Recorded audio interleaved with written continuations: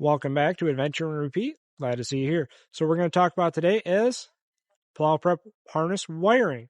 So if you bought a plow prep package, or if you did not buy the package, you're going to want to buy this harness. That is this one itself. So dealers will install this for you, but in our application, it'd make it worse, make it harder to work with, or if you even trust them to do the job properly. So if you don't have this harness, you can order it. I'll make sure to link a description in the description for the part number itself, and you can install this yourself. So this is for using with the plow prep package itself. So we're going to talk about that here in a minute. So if this is your first time here, make sure to like the video, comment, tell us what you think, tell us what you want to hear about, and subscribe. We got a lot of great content coming, a lot of great content on the channel, so be sure to check it out. So the plow prep harness, why do you need it? So first came out with this generation trucks and the new smaller alternators and things like that.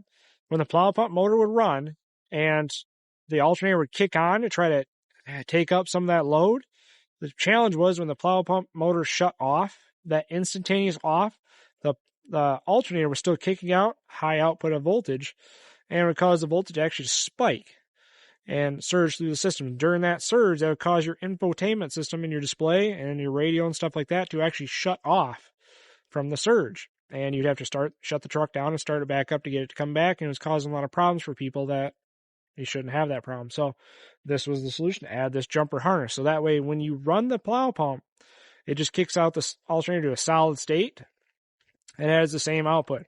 And when the plow pump motor shuts off, it'll let the alternator kick back into an alternating state where it can actually vary the voltage and things like that as it needs to. So that's this harness right here that we're going to install. The instructions are out there. They're kind of crappy. They're there. And we're going to show you how to do it with a single alternator plow prep truck, because obviously there's dual alternator, dual battery, diesels, everything is different. The instructions are not always covering that, so we're going to show you how we would do it with our truck and how we did it with our dual battery setup as well, because that changed how things are done a little bit, because we run dual batteries, not the factory style, but similar. This changes how this plow prep package would affect us. So I'll make sure to link a video on having the second battery added if you want to do it the same as we did without having it from the original factory package itself. So we'll get right to it. So this is the harness itself, all laid out on the truck. So really, it's just the relay block itself. That is this thing right here. It is meant to mount in the engine compartment. They say from the book it needs to be done on the passenger side over by the airbox, in which then it runs the wires. This wire right here to run to the alternator would just run across the top of the fan shroud, and you just drill a bunch of holes and just zip tie it to the fan shroud, and that's where you connect into the alternator. And this other wire would go from that box, and you run underneath the airbox and out through the front grille of the truck. Well, that is the exact opposite side of where our wiring is run. That would actually cause more problems. There'd be more wires just hanging out in the way. And to simply just lay wires across the top of the fan shroud and zip tie them in seems cheap. So we're going to do it a little differently, especially because our plow solenoid is actually on the driver's side with our second battery. So that'll save a lot of this harness right here. We may shorten it up as we go or just tie it up, but that's how it's meant to be. And this side right here, we got to tie in the alternator. It is set up from the factory as a dual alternator system. So you had dual alternator, you use both connectors. My truck is just a single alternator. So this extra connector right here with a dummy plug, we're not going to end up using. We're just going to tie it back together and just tuck it off to the side. This one right here is the one we need to worry about the most. Because what you do is you actually take the connector that's in the alternator itself and disconnect it, connect it into this harness, and then take this connector and plug it back in the alternator itself. So if you had a dual alternator system, this one would be in your primary alternator, and this one would be in your auxiliary. But since we have a single alternator, this is just there for no reason. Because this is where you want to have your regulated power. So that when the pump kicks on, this will jumper in the relay box itself to change the voltage output itself. So this is how we're going to do it. This is what it looks like, this giant harness that they have for these trucks. This side of the harness, where you've got the orange wire and the gray wire, this is going to connect to your plow solenoid. So the orange wire itself goes to the pump motor load side of the solenoid. So the side of the solenoid that's powered up that goes down to the pump motor is going to get this orange wire, because this is what dictates power being used. So if the pump motor's kicked on, this orange wire gets energized to help regulate the relay box. And this gray wire is a ground. Make sure it gets grounded on whatever the plow pump is grounding to. Don't just leave it flying open. I have mine grounded directly to the other side of the solenoid, the ground side that goes to the battery itself. So it is a direct battery ground, also with the relay. So if there's any voltage sensitivity, things like that, it's going to be working with the solenoid and the power feed itself. So that is how this wire works on the system. So for mounting the relay, I just chose to go with right here, because I know the factory calls for over there on the passenger side, right along there by the air box. But I have to run wires all the way over here to the solenoid, and the alternator is right there on that side. So the alternator would be easy, but to get the wires from there all the way over here to the solenoid is not exactly as nice or convenient. And then I just have wires kind of bundled up on that side. And to keep it a little simpler, I chose this side because that makes it easier for me. Now, I could have mounted all the way down here like they do on the other side of the factory. Their challenge is rain.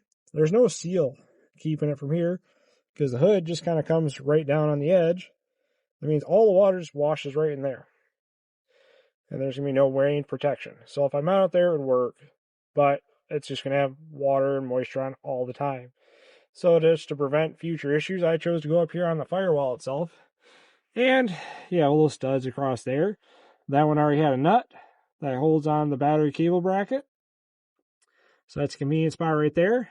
Plenty of tail for the alternator side to run all the way across to the alternator. I'll follow down that harness. And this one, I can run up here to the solenoid and be in just a single 2-wire system.